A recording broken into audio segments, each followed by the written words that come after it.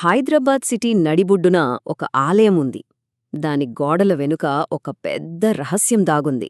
అదేంటో ఈరోజు మనం తెలుసుకుందాం.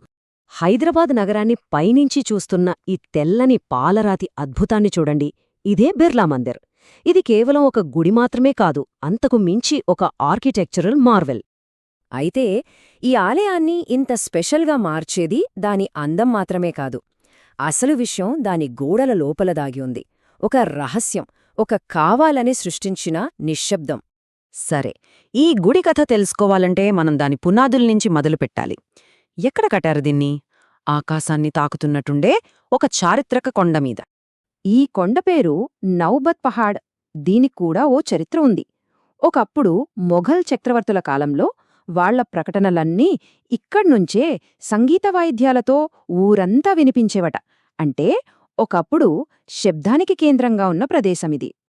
సరే, మరి అలాంటి చారిత్రక కొండమీద ఈ పాలరాతి అద్భుతం ఎలా రూపుదిద్దుకుందో ఇప్పుడు చూద్దాం. ఏకంగా 10 ఏళ్లపాటు నిర్విరామంగా శ్రమించారు. వేల మంది కళాకారులు తమ నైపుణ్యాన్ని ధారపోస్తే అప్పుడు 1976లో ఈ అద్భుతం మన ముందుకొచ్చింది. 2000 టన్నులు ఊహించుకోండి. 2000 టన్నుల స్వచ్ఛమైన తెల్లని పాలరాయిని రాజస్థాన్ నుంచి ప్రత్యేకంగా తెప్పించారు. సూర్యరశ్మి పడ్డప్పుడు మెరుస్తూ ఈ ఆలయానికి అసలైన ప్రాణం పోసింది ఇదే.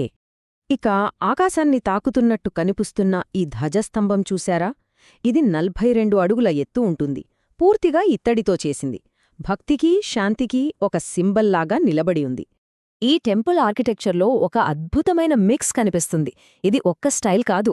సౌత్ ఇండియా ద్రావిడ శైలి, నార్త్ ఇండియా రాజస్థానీ స్టైల్, ఇంకా తూర్పున ఉండే ఉత్కళ శైలి, ఈ మూడింటిని ఎంత అందంగా కలిపారంటే ఇది అచ్చం మన భారతదేశపు విభిన్న సంస్కృతులకు అద్దం పడుతుంది.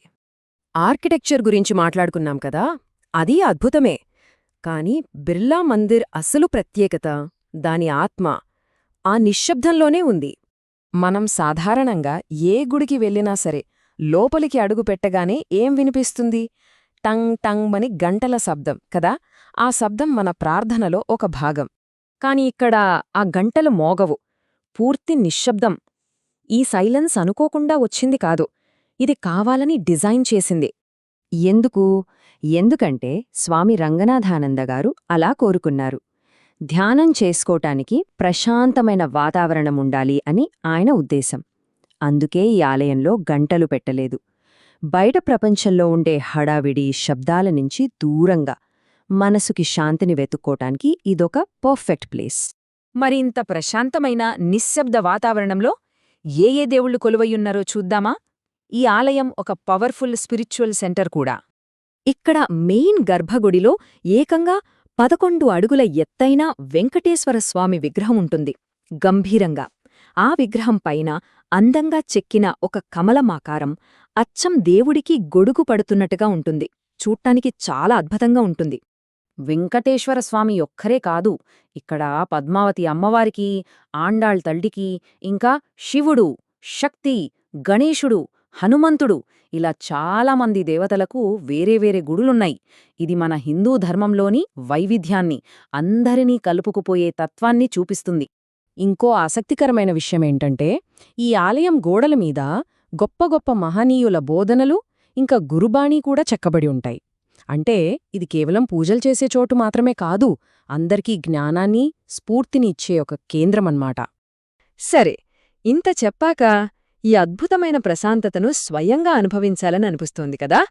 మరి అక్కడికి ఎలా వెళ్లాలో ఇప్పుడు చూద్దాం. హైదరాబాద్ సిటీలో ఎక్కడ్నుంచైనా ఇక్కడికి రావడం చాలా ఈజీ. మెట్రో, ఎంఎంటీఎస్, బస్సులు అన్నీ అందుబాటులో ఉంటాయి.